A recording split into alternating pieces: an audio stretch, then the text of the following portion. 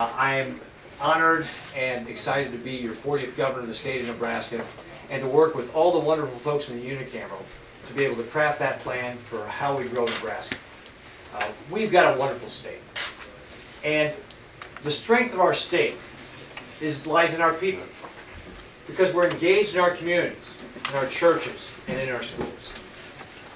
And I'm proud to report, and it will come as no surprise, as the state of Nebraska is very strong. And it's because of our people. You know, we are more than just lines on a map. We're bound together by more than just our common geography. It's really a culture, a way of life. It's how we treat each other with civility, dignity, and respect. And that's why I'm so excited to be able to work with the folks in the unicameral to put together that plan for how we grow the state. You know, the people came before us, sacrificed for Nebraska. And now it's our duty to build on that and prepare an even better future for our kids and grandkids. And so, as I work with the unicameral, we're going to focus on 4 priorities that will help us grow Nebraska. The first is creating jobs and strengthening the economy. And really, these 2 priorities go hand in hand. And also, one of the top priorities for my administration was to work on finding a new person for the Department of Economic Development. And I'm proud to have Brenda Hicks Sorensen join my team. She has great experience in Wisconsin, a state, again, very much like Nebraska, whether it's top industries or agriculture, manufacturing, and tourism. And she will help work with our local communities to develop the plans for how we grow the state, and has a tremendous track record of success in attracting and retaining businesses. And so I'm excited to have her on our team. But we do have a barrier for creating jobs here in the state, and that's our high taxes. You know, last year a major news network reported that if you look at overall tax burden, Nebraska comes out 3rd worst behind California and New York. We got to do better than that. And so we have to address taxes. And the way we do that is by restraining the growth of government and allowing our revenues to continue to rise.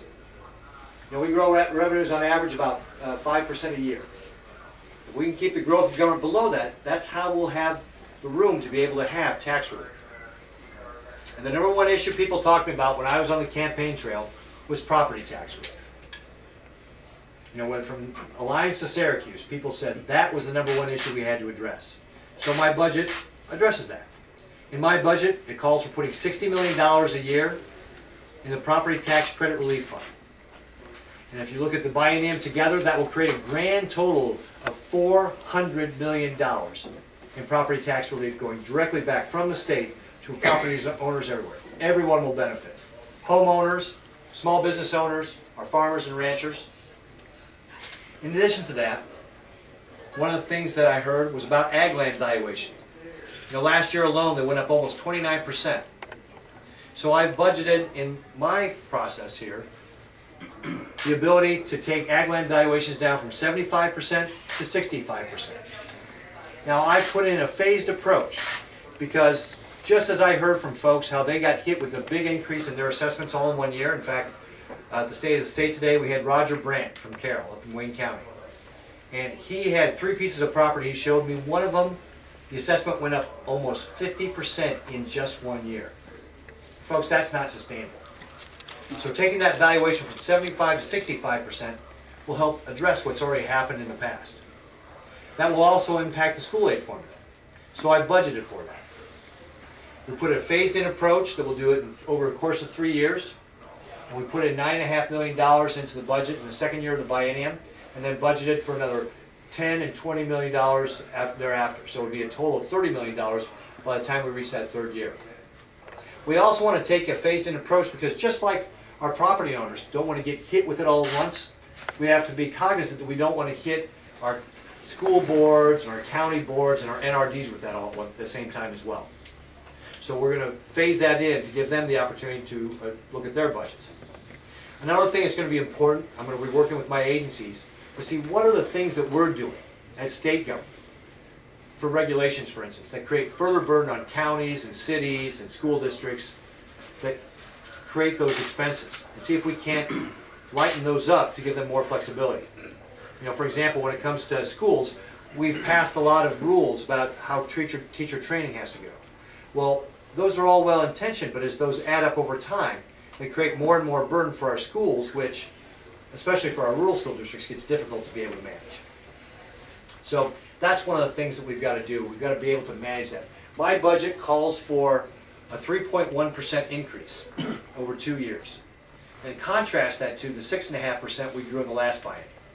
And if our revenues grow about 5%, we keep the growth of government to 3%, that's how we can have that tax relief.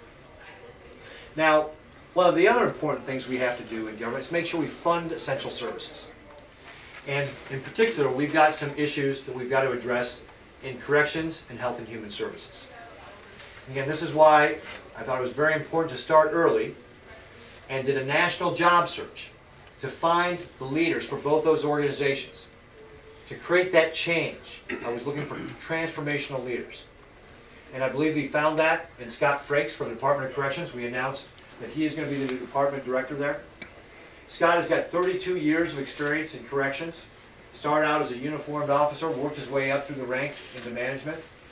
And I believe that not only does he have great experience, but that he's a good fit culturally for Nebraska.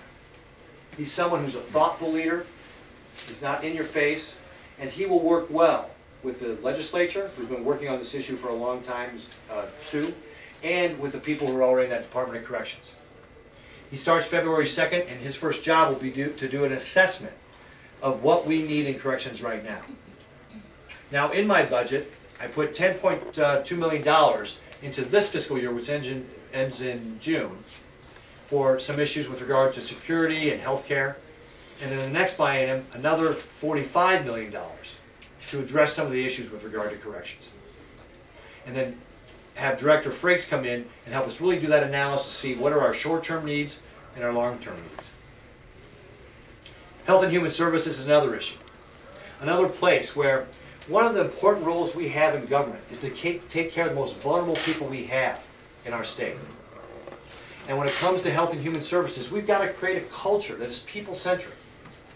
Yes, we have to comply with rules and regulations, but we've got to remember the people that need our help don't fit neatly into the silos that we've created.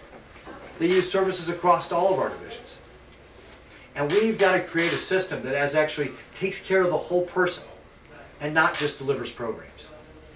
And so that's again why I've done a national job search to find that CEO for Health and Human Services who can help reform that culture, be that transformational leader, to help us change that culture in Health and Human Services to do a better job. So I'm excited to get that person on board as well to be able to address the issues we've got in Health and Human Services. So now we've talked about strengthening the economy and creating jobs, tax relief, the important things we do in state government. Overregulation is another concern for our business leaders across the state. And in Nebraska, as governor, I will stand up to the overregulation that's being forced upon us from Washington, D.C. Whether it's going to be the overreach of the EPA on carbon mandates or waters of the U.S., or delay of the Keystone XL pipeline, Washington just doesn't get it. And so I will help push back on that. And at the state level, oh, you can clap for that one? That's okay.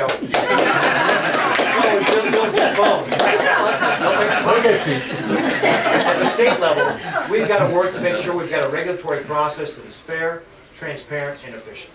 And that's going to be one of the challenges I've already made to all my agency directors, is how can they innovate ways to make sure that we reduce the regulatory burden and get rid of bureaucratic delays.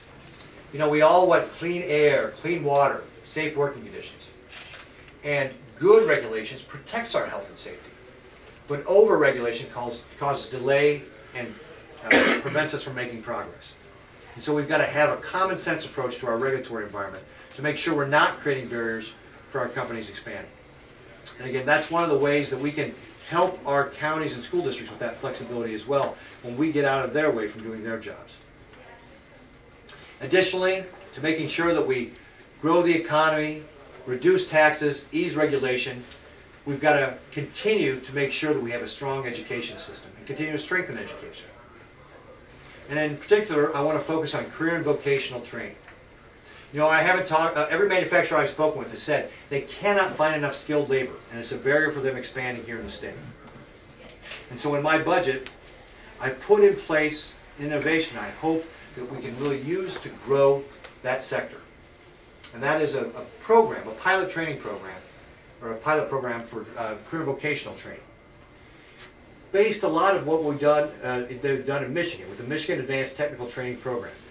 That program has the private sector come in and work with school districts to help create a curriculum where the kids can learn, get hired part-time by these manufacturers, then the manufacturers pay for the post-secondary education and hire them directly out of that. So it really kind of creates a pipeline. And I'd like to extend that even further into middle school so that our kids get exposed at a young age to the opportunities that are available in the skilled labor force. I was talking to Ash Grove Cement in Louisville, and they were telling me that if you get a 2-year electrician's degree out of high school and start working for them, you'll make 22 or 23 bucks an hour. Stay there a year and pass 2 tests, and you'll be making $28 an hour. Now think about that. That's a 21-year-old making $56,000 a year. That's the start of a great career.